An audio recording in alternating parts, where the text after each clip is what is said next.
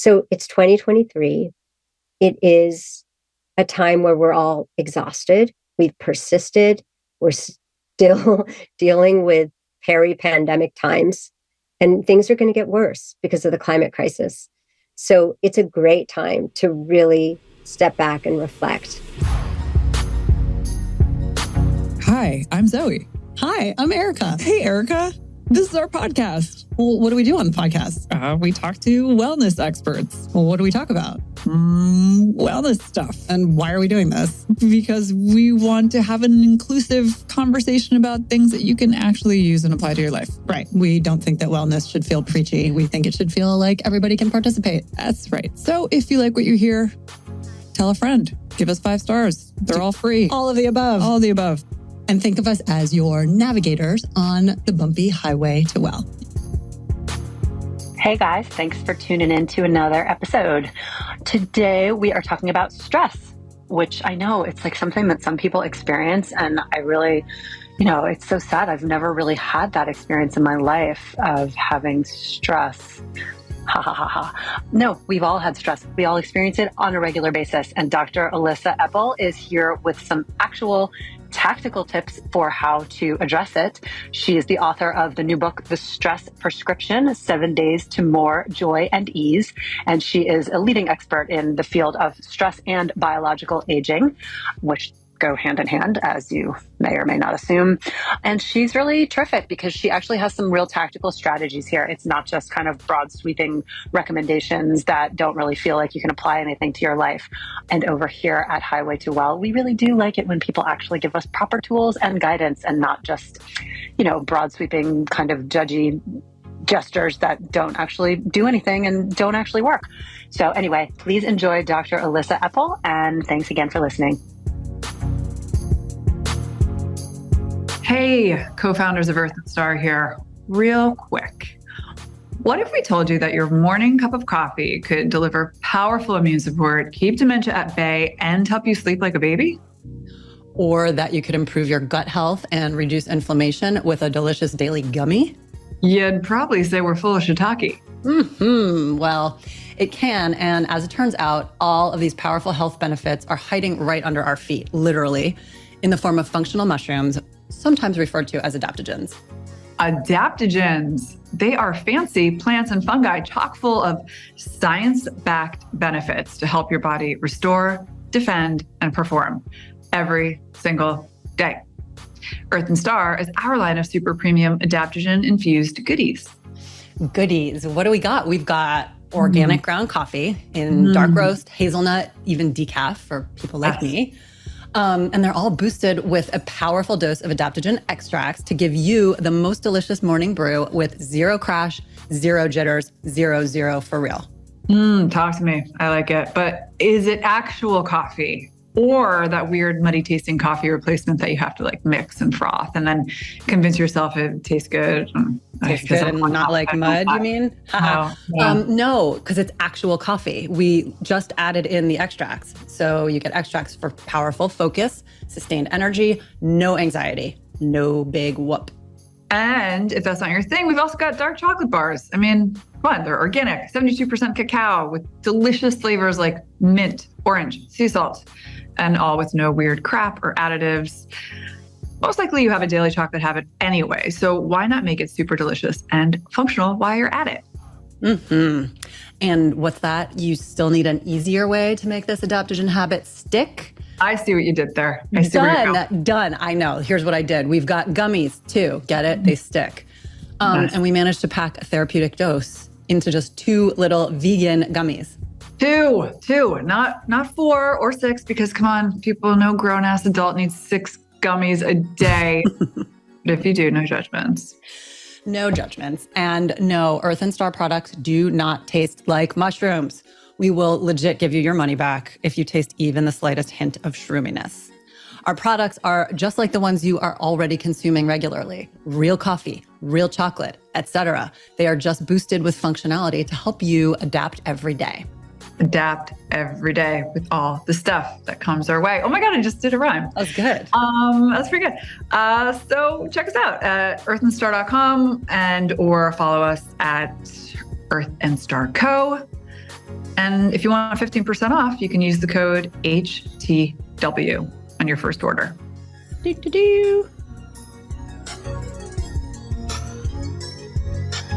Officially, we will welcome you, Dr. Elissa Epel. Epel. We are so excited to talk about your book, which is The Stress Prescription, 7 Days to More Joy and Ease, which we can always use a little bit more of, maybe a lot more of. Can you tell us a bit about the book and the work that you do and why you felt compelled to get started with this book right now? Sure. I have been studying stress and its effects on health for almost 30 years. And I would say the first 10 years was spent documenting the dark side of stress and trauma and how it affects and promotes depression and accelerated cellular aging in any way we can measure it. I particularly focused on a cell aging measure called telomeres. And I wrote a book on them and how they're related to health and stress with my colleague, Elizabeth Blackburn, the Nobel laureate who helped discover and understand the telomere aging mechanism in our bodies. And I would say maybe 10 years into this work and experiencing chronic stress, child raising, caregiving, and bad prioritization of time, work over sleep, things like that. I then started studying meditation and retreats and then emotional well-being. So really the positive side of mental health, feelings of joy, purpose, satisfaction, and really aspects of our well-being, like spirituality, that we don't typically study. Those are all fascinating to me now because they are directly related to health and longevity, many of them.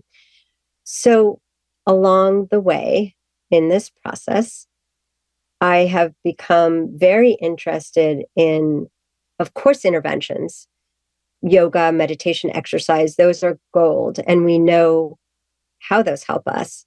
But I've become very interested in the short interventions, the nudges, the thin slice, in the moment things that we can do or say to ourselves that can change our state, can change our mind-body state and lead to lower stress. So I've really scoured the literature for experiments that maybe the public doesn't even know about that show how we can rethink a stressful situation or change our mindset, and other ways to reduce anxiety in a fast way within our day. So that's what the book is about, really easy, implementable strategies that have some science behind them.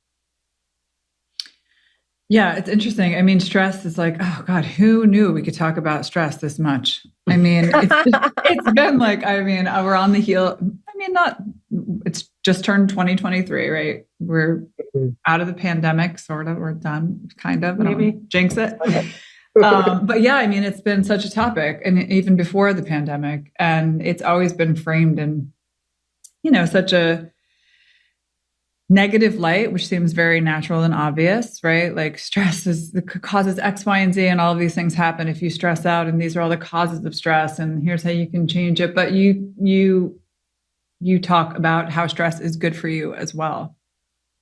Right. And that's probably point number one. Whenever we talk about stress, we should really distinguish between, are we talking about chronic stress, toxic stress, and trauma reactions, or are we talking about the daily stressful events that we get over pretty quickly? And so acute stress can be really positive. We can approach short-term stressors with a positive stress mindset that actually influences the stress response to be more adaptive and more helpful. And that's actually better for our body. We recover more quickly. And then there's also a whole section on what about positive stresses to our body? Those are underutilized. We think of exercise, one of those, but there's a whole range of things we can do to stress out our body in a short, brief way, repeatedly, that promotes stress resilience, or what I call stress fitness. And I also think of this as helping us deal with the evolutionary problem we have, which is that we've inherited a body that when our stress response is triggered, which is often, we mobilize lots of stress hormones and glucose because, of course, we think we need to run from a stressor. How do we burn up all of that extra energy so that it's not lingering around and creating prediabetes and making us fatigued, taking up so much of our energy and taxing our mitochondria? We can do that through these short-term stressors to our body, like HIIT, like hyperthermia, and maybe even cold exposure or cold showers. So those brief stressors can be rejuvenating and can reduce stress in the body. I'm curious why you say maybe cold exposure as opposed to definitely, just because. Yeah. Well, I will say that I view them as equally important. And I also think, people who have spent any time in like Korean baths or any traditional spas, there's hot and cold, and we go back and forth. And that's like the best workout for our nervous system and our vagal tone, is that range of experiences and that quick adaptation. So I think both are important. Just in terms of the research so far, I would say that there's a lot more done on sauna and hyperthermia and health. That's a pretty strong literature, and less on cold exposure. But there are studies, for example, showing that cryotherapy can help with depression.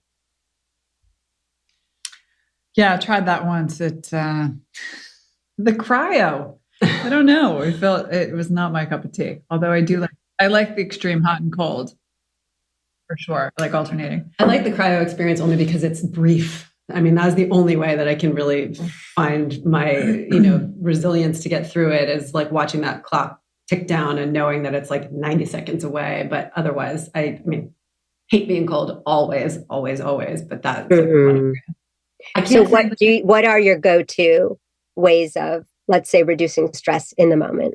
I mean, a nice Barolo. I don't know.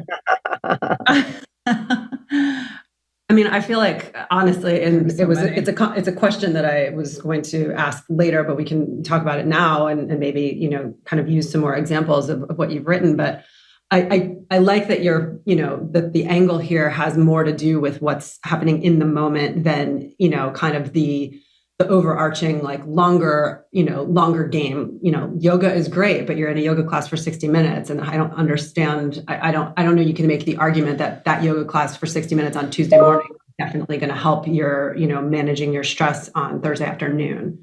But that being said, I feel like, this is definitely a topic that, on a personal level, I've certainly been very, very much of a seeker. And then just in the work that we do and in the conversations we have, of course, we're always looking for, what the new opportunity is. And so, yeah, between, box breathing and maybe like a walking meditation or something quick and, silent, or, vibrations. We both have these like Apollo wristbands. So speaking of the nerve. Are you familiar with these?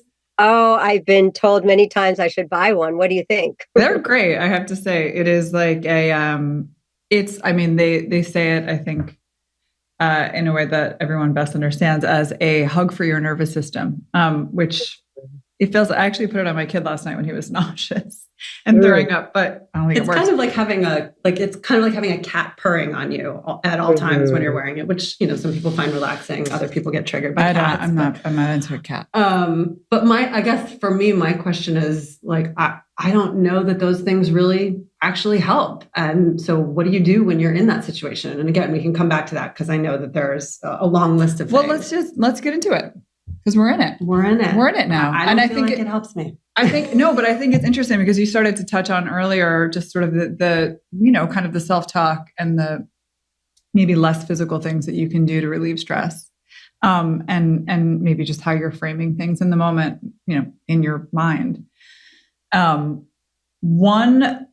Thanks, Oprah. One mantra that I've used for like years now, which I think is so helpful in stressful moments to put things in perspective.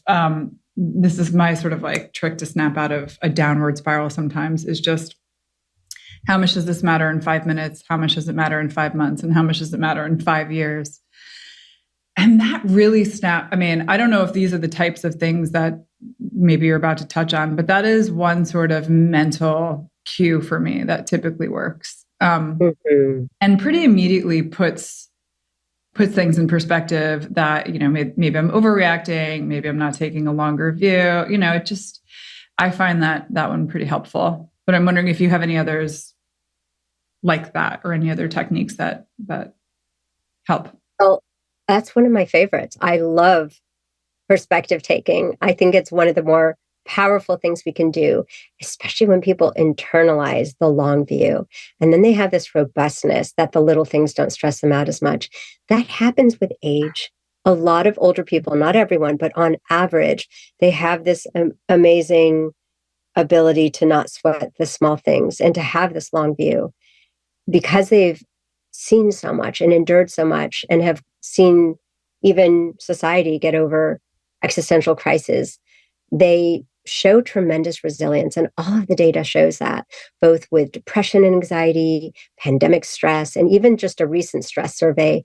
For example, women, young adult women, have overwhelming levels of stress in the 60 percentile, very high. We really, the burden of what's happening on the world really is falling on youth and young adults. Whereas women over 65, I think it's less than 10% feel overwhelming stress. So there is this robustness. We often focus, there's this mental health epidemic and our youth are so vulnerable, they turn to despair so easily. But another question and way to frame it is, what can we learn from the way that the wise elders are seeing things, their mindset? So on one hand, they're doing perspective taking, and on another hand, they are viewing time differently. So, for example, they realize life left is short, and realizing for all of us, since we don't know how long our lives are, realizing how fast life really goes by and the fragility, that shifts things. And when we realize that we don't want to take up our mental landscape or our day with things that we can't change, or the little things that can just fill our mind, because that's how our mind works, ruminating about things that didn't go as well.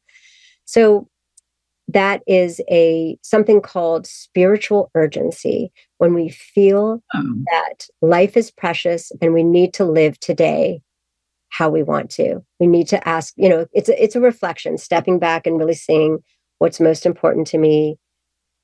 What is it about people I want to spend time with, the things that I want to accomplish, and just making sure our day is aligned with that, at least a little bit, touching on what's most important to us.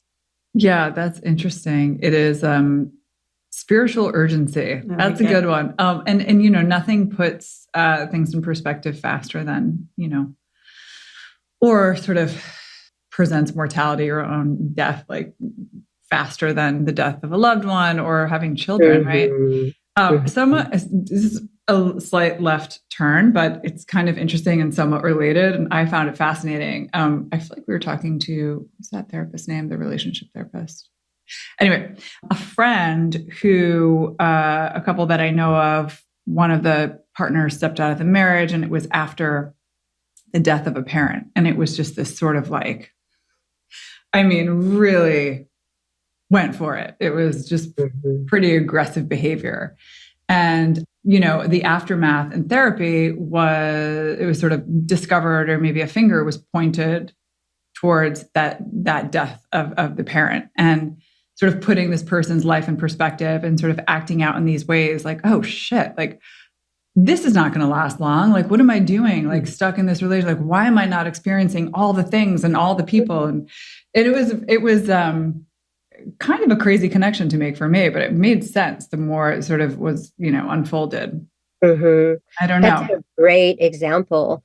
It is often those big loss events or threat events, like developing a chronic or fatal disease, that cause us to make those shifts, or facing the end of life when we're older.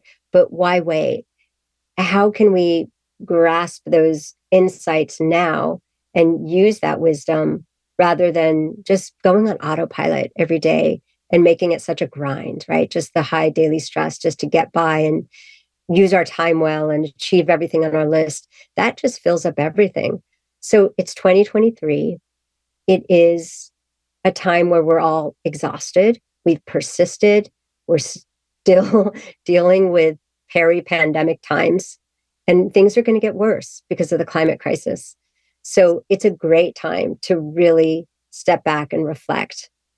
And that's what chapter 2 is about, is the stress assessment, looking at our time use, looking at our priorities, starting from death, starting, reverse engineering how we want to spend our time. Mm-hmm. Do you feel that there is any, is there anybody who is not prone to stress? Is there anyone who just kind of handles it and it's water off a duck's back? It just feels like it's almost like an overused concept because we all experience it all the time. But so then that makes me wonder, is that just our default state, or are there people and communities and cultures that just don't have that type of experience? Such a good question.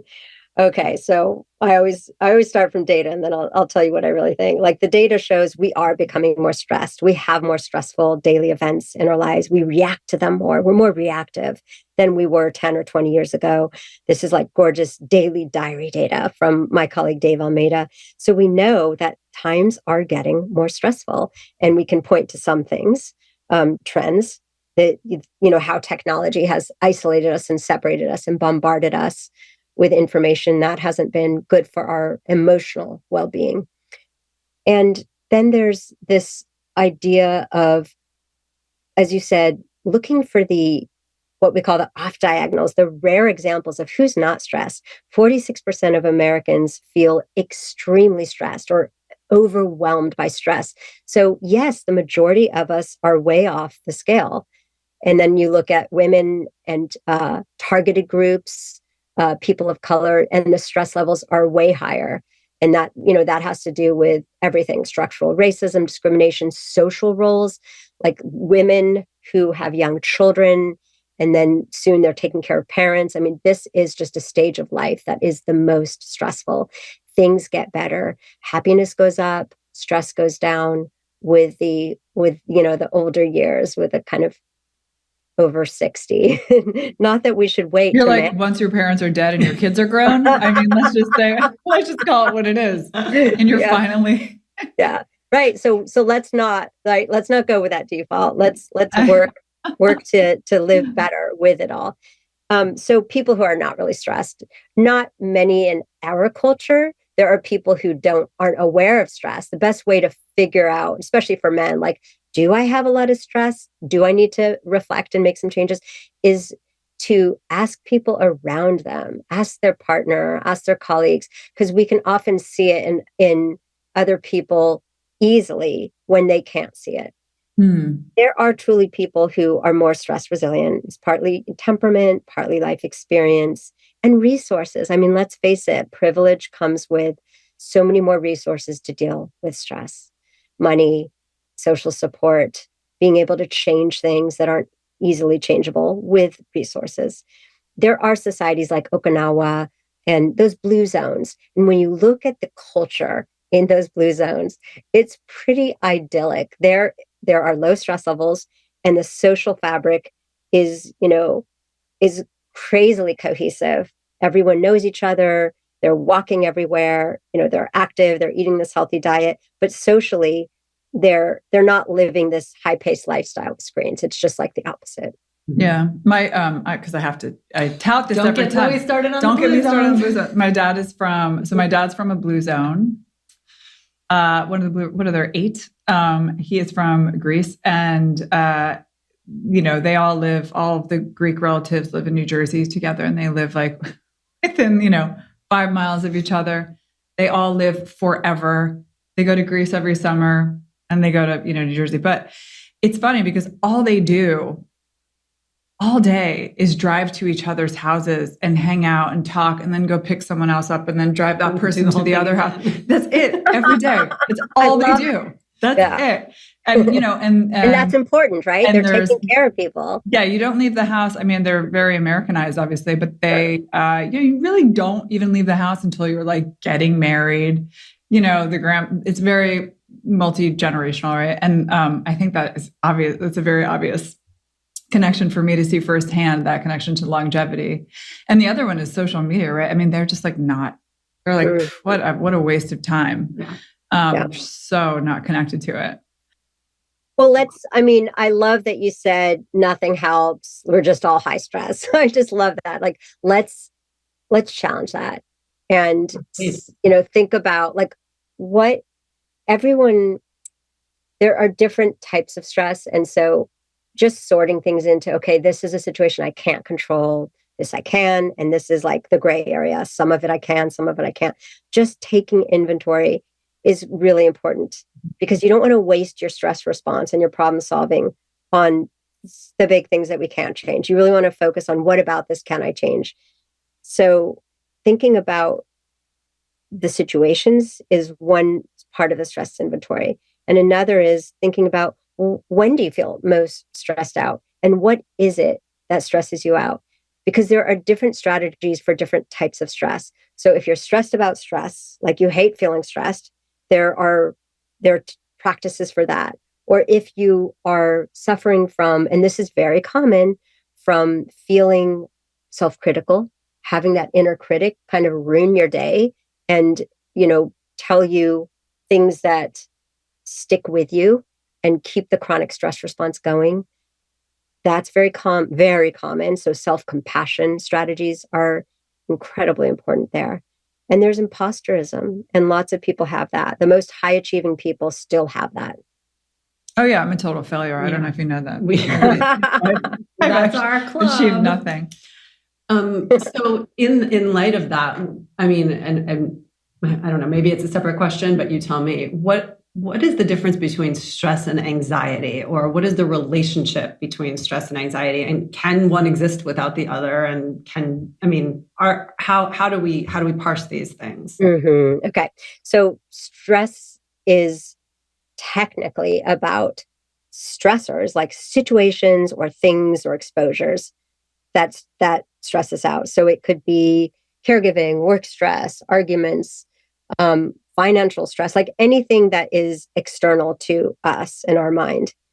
Some people don't find the same situations stressful, but most of us can agree on stressors. Then there's the stress response. And that is, how much do we feel threatened by this? How much do we feel we can cope with it? And those are the only things.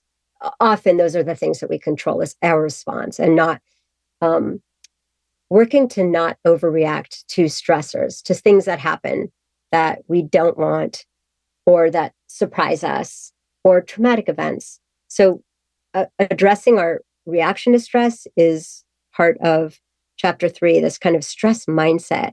How can we actually approach stressful situations with a positive mindset, both about beliefs about acute stress, how it's good for us, how it can energize us, and how recognizing that can actually feed forward and deterministically create more of a energized, positive stress response that peaks and then shuts off quickly, rather than that threat response, which is really exhausting. The high cortisol sticks around. We all know what it's like to go through an emotionally exhausting stressor.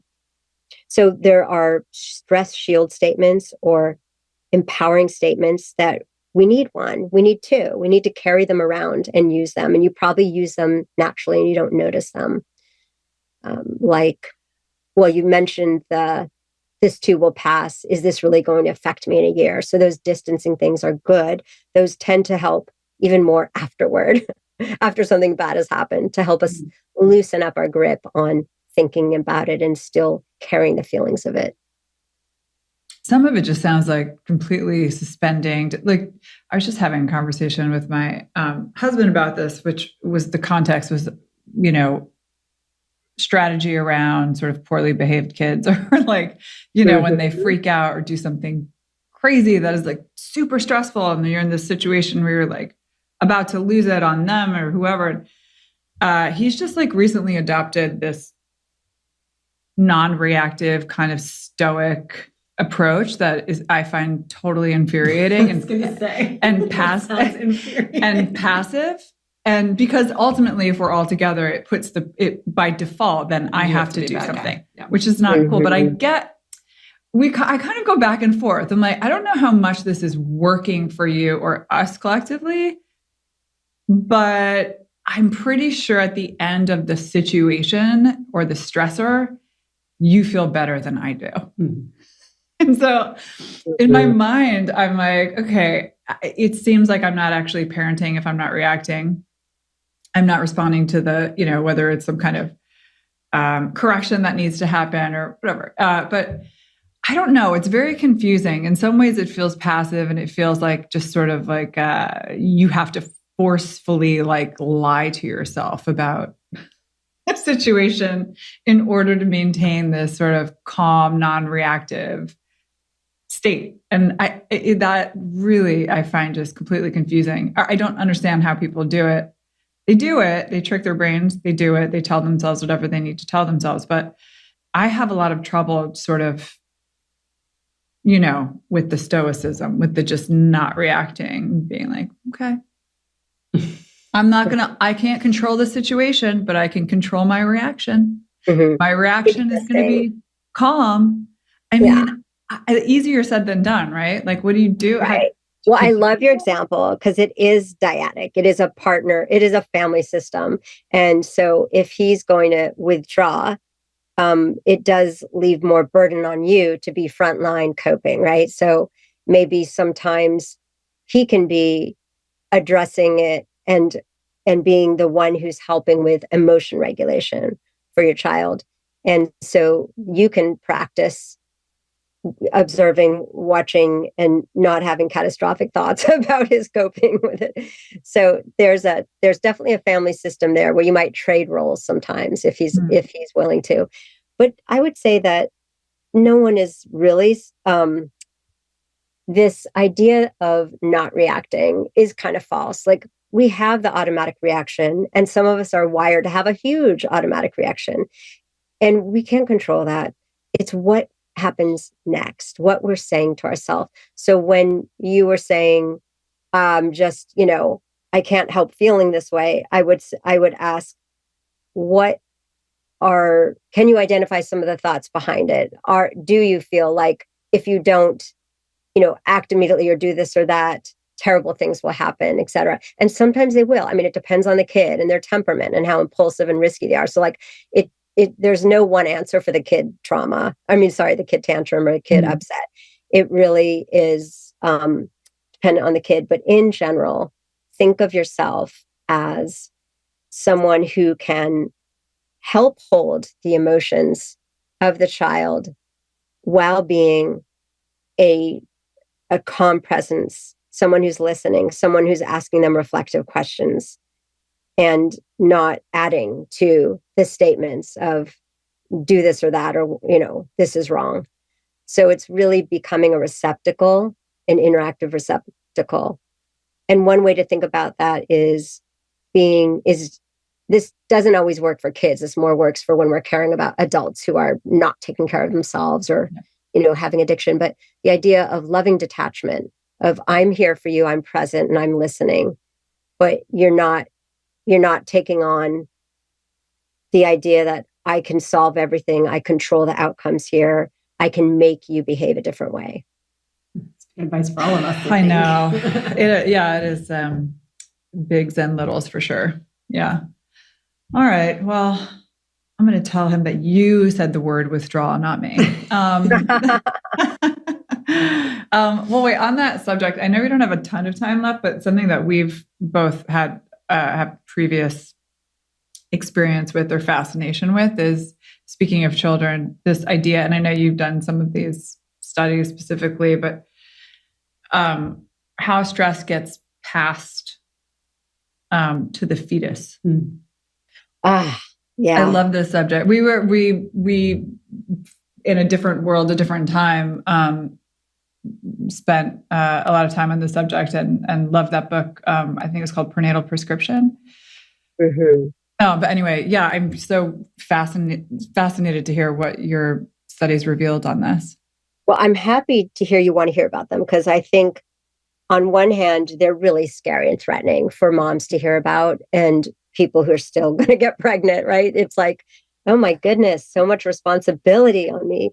But the reality is, there's just this phenomenal, beautiful, evolutionary dependency that where the fetus is developing based on that prenatal environment and reading the signals. So we've always known that when the mom is going through huge stressors like the Dutch famine, or other psychological major stressors like loss, bereavement during pregnancy, these are related to different birth outcomes, to more catch up weight gain or weight gain, often low birth weight, and then rapid weight gain, and possibly more adult disease in adulthood.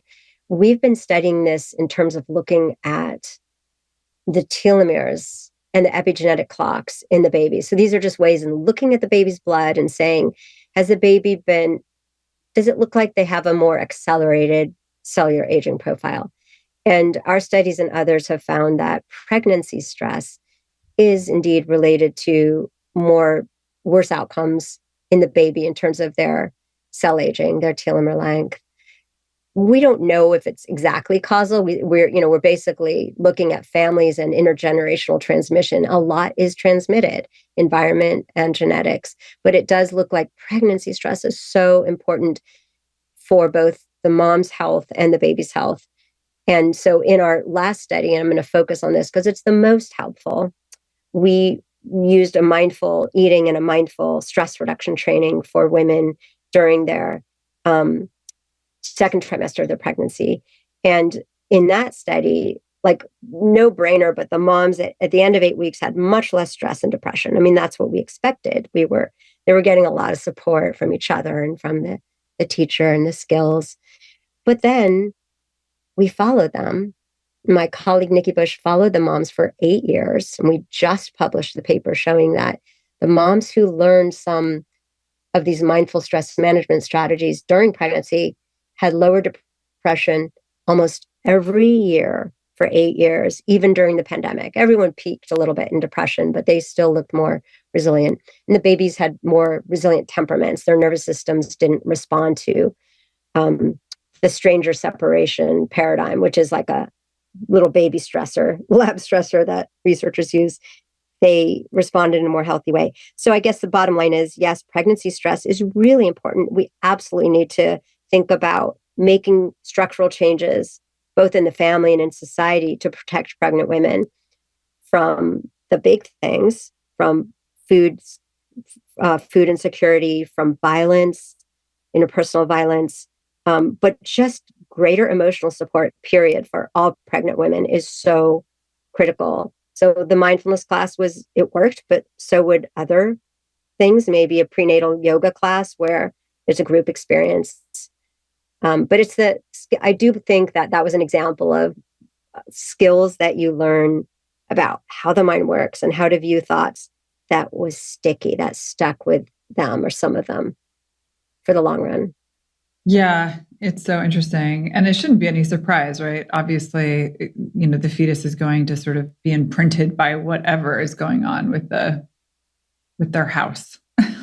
Yeah, exactly. And, it's sensitive to it. Yeah. Yeah. And I mean, do you have any information how we compare in this country to other countries?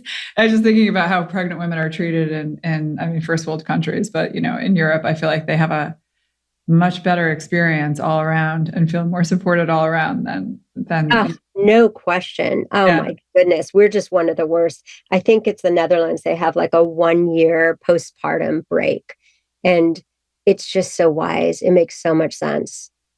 And we have, the least paid time off. Oh, it's so fascinating. We missed the boat on that one. We got to get it back. Yeah, we all did. I know. Yeah. All this pregnancy research, though, it's compelling. And like, how do we actually make changes and use it to help change policy? That's where the huge gaps are. Like, researchers like me don't know how to bridge that. Yeah. It sounds very complicated, for sure. I guess did you have another question? No. I have one just random question is just when I think about all this typical stressors and what we commonly think of. Is there one in particular that was like the most surprising to you that most people don't maybe connect with stress? Or as a cause of stress? I'm just curious if anything jumped out. I think it's easy to say that the most common type of stress for people is social stress, interpersonal stress, not necessarily work stress.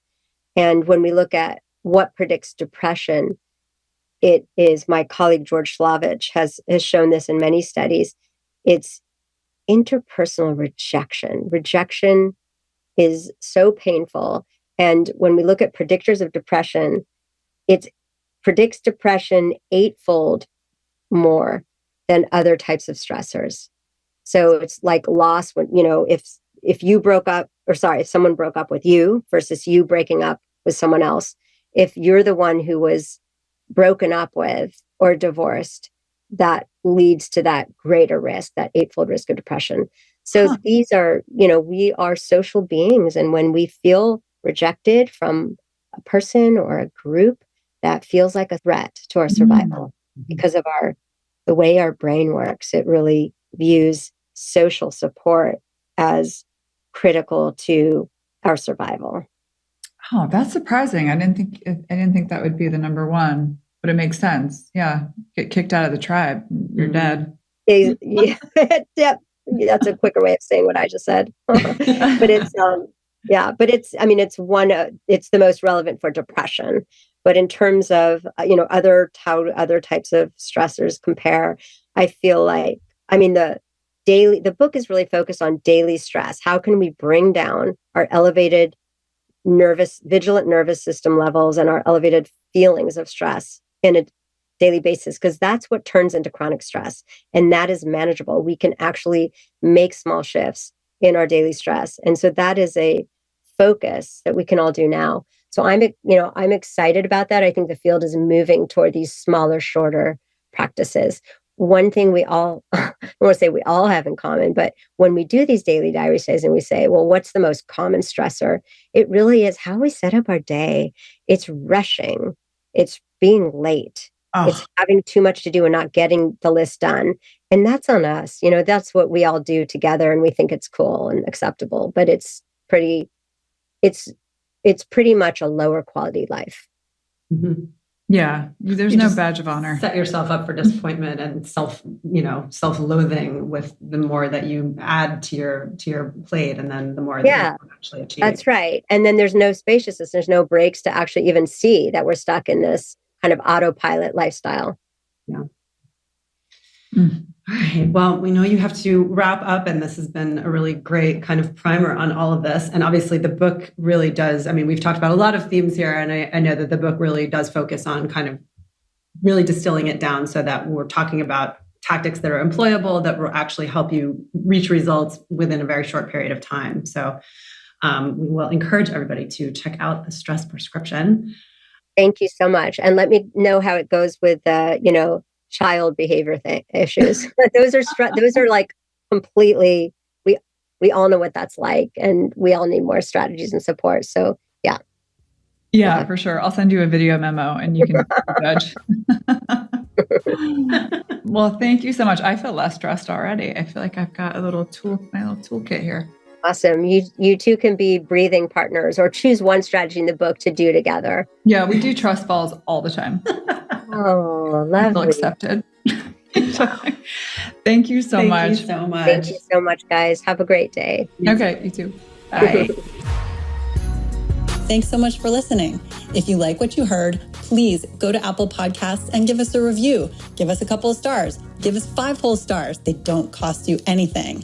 And you can find out more information on our website at htwpodcast.com. And you can follow us on social at Earth and Star, which is at Earth and Star Co. Thanks so much.